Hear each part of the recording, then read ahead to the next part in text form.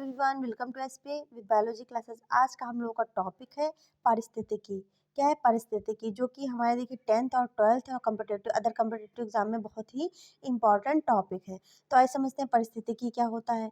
तो देखिए, जीव तथा उसके बाहरी परिवेश के अध्ययन को पारिस्थितिकी कहते हैं। ठीक है, जीव तथा उसके बाहरी परिवेश को क्या कहते हैं? अध्ययन जब उसका कहता है तो उसी को पारिस्थितिकी यानी कि इकोलॉजी कहा जाता है। पारिस्थितिकी में जैविक तथा अजैविक दोनों प्रकार के घटकों को रखा गया है। जीवित देखो, जैविक होते हैं तो जैविक का मतलब समझ लीजिए जीवित, अजैविक का मतलब समझ लीजिए जिनमें जो जीवित नहीं होते, जैसे वायु हो गया, ठीक, जल हो गया, ये हो गया। ठीक है, और दूसरी चीज इकोलॉजी के जनक पूछा जाए तो टेंसले है। ठीक, जबकि इकोलॉजी शब्द किसने दिया अगर पूछा जाए तो रिटर ने दिया था। किसने दिया था? रिटर ने। जनक पूछा जाए तो टेंसले, अगर पूछा जाए शब्द किसने दिया तो रिटर ने दिया। याद रखना। ठीक है, अब जैविक अपघटक क्या होते हैं? इसमें उत्पादक, उपभोक्ता, अपघटक तीनों देखो जीवित होते हैं। तो जैविक मतलब जीवित, तो इसमें उत्पादक आते हैं, उपभोक्ता आते हैं, अपघटक। इसके अंतर्गत देखिए उपभोक्ता में आप कुत्ता, बिल्ली, गाय, भैंस, ठीक, बहुत सारे जीव आ जाते हैं। उत्पादक में बहुत सारे आते हैं, गेहूं का पौधा, चावल का पौधा, आम का पौधा। ठीक है, तो बहुत सारे आ जाते हैं। अपघटक में आपकी कवक हो गए, कवक में कितने प्रकार के कवक होते हैं, और देखो चील हो गए, काबा हो गए, तो ये सारे आते हैं इसमें। अजैविक घटक क्या होता है? इसमें तापमान यानी कि वायु, आर्द्रता, नदी, पर्वत, ठीक है, यानी कि निर्जीव चीजों को रखा गया है, यानी कि जिसमें जीवन नहीं होता है। जीवों के समूह को क्या कहते हैं? जीव समूह कहते हैं। जब कई जीव मिलते हैं, कई जीवों के देखो कई जीव मिलकर के पारितंत्र बनाते हैं।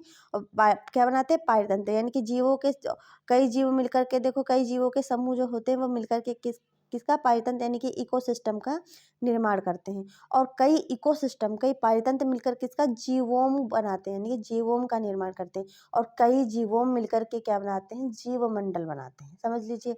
सबसे पहले देखिए, ये देखिए, जीव के समूह मिलकर के क्या बनाते हैं? जीव समूह बनाते हैं। और कई जीवों के समूह मिला करके क्या बनाते हैं? पारितंत्र का निर्माण करते हैं, यानी कि इकोसिस्टम का निर्माण करते हैं। और कई देखो, फिर कई इकोसिस्टम, ठीक, कई इकोसिस्टम मिलकर के क्या करते हैं? जीवोम बनाते हैं। और कई जीवों मिलकर के किसका निर्माण करते हैं? जीवमंडल का निर्माण करते हैं। और हम लोग मनुष्य जो होता है उसी जीवमंडल में रहता है। कहाँ रहता है? उसी जीवमंडल में कौन रहता है? मानव और जीव जंतु रहते हैं। समझ में आया इतना? अब पारितंत्र क्या होता है? तो पारितंत्र वह सबसे छोटी इकाई है जिसमें सजीव, ठीक, इसमें सजीव यानी कि जैविक घटक तथा निर्जीव अजैविक घटक दोनों ही रहते हैं। पारितंत्र देखिए, हम लोग हैं उसी में हवा है, उसी में पानी, उसी में धूप है। ठीक है, तो मतलब जीवित और जीवित और देखो सजीव और निर्जीव दोनों का कॉम्बिनेशन जो होता है मिलकर के क्या बनाता है? पारितंत्र बनाता है। ठीक है, सबसे छोटा अगर पारितंत्र पूछा जाए तो क्या है? जल की बूंद। क्या है? जल की बूंद। सबसे छोटा पारितंत्र क्या है? जल की बूंद। इसमें देखो डेटम नामक शैवाल पाया जाता है। जल की बूंद में सबसे छोटा शैवाल यानी कि डेटम जो होता है वो पाया जाता है। अगर पूछा जाए सबसे छोटा पारितंत्र क्या है तो जल की बूंद है। और जल की बूंद में डेटम नामक का क्या? शैवाल पाया जाता है। जब किसी व्यक्ति को डुबा कर मारा जाता है तो उसके फेफड़ों में क्या होता है? डेटम की जांच की जाती है। ठीक है, तब जब जैसे कि जब कोई व्यक्ति होता है, जब उसको मतलब यानी मर जाता है पानी डूब करके, तो उसकी क्या होती है? डेटम की जांच की जाती है। क्योंकि अगर वो पानी में डुबा के मरा होगा तो उसमें क्या होगा? डेटम पाया गया होगा, डेटम शैवाल होगा उसके अंदर। ठीक है, पृथ्वी का सबसे बड़ा पारितंत्र क्या है? समुद्र है।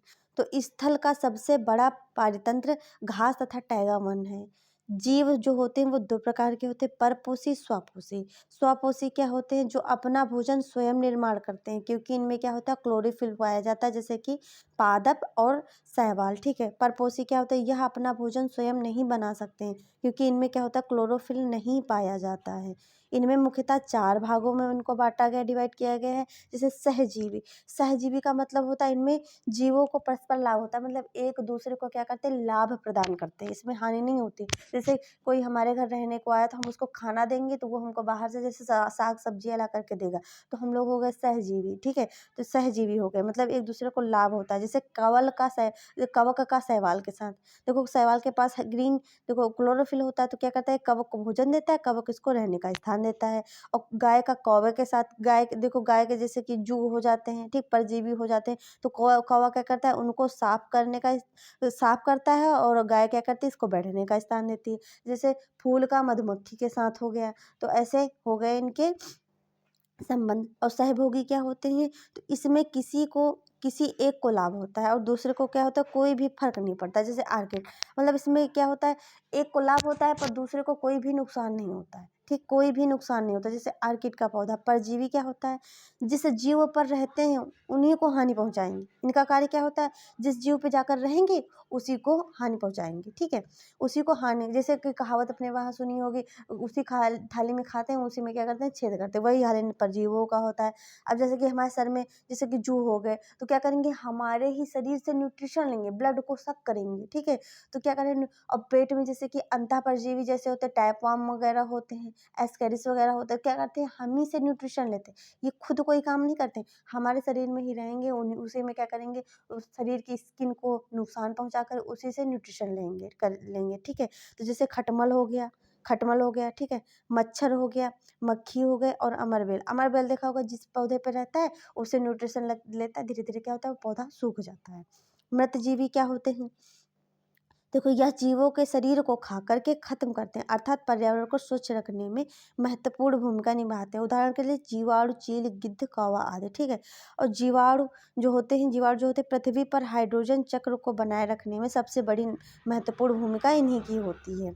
अब विभिन्न स्थानों पर उगने वाले पौधों के नाम, ठीक है, तो मरुस्थल में जीरोफिटिक, लवड़ी में हेलोफिटिक, जल में हाइड्रोफिटिक उगते हैं, ठीक, मरुस्थल में जीरोफिटिक उगते हैं, क्योंकि इनमें देखो पानी की मात्रा क्या होती है, बहुत कम होती है, तो वहाँ जीरोफिटिक उगते हैं। लवड़ी में, जल में जैसे कि समुद्र में, तो यहाँ हेलोफिटिक उगते हैं। जल में यानी कि हाइड्रोफिटिक उगते हैं, जैसे कि तालाब हो गया, ठीक, झरने हो गए। आर्द्र में यहाँ पे हाइगोफाइटिक उगते हैं।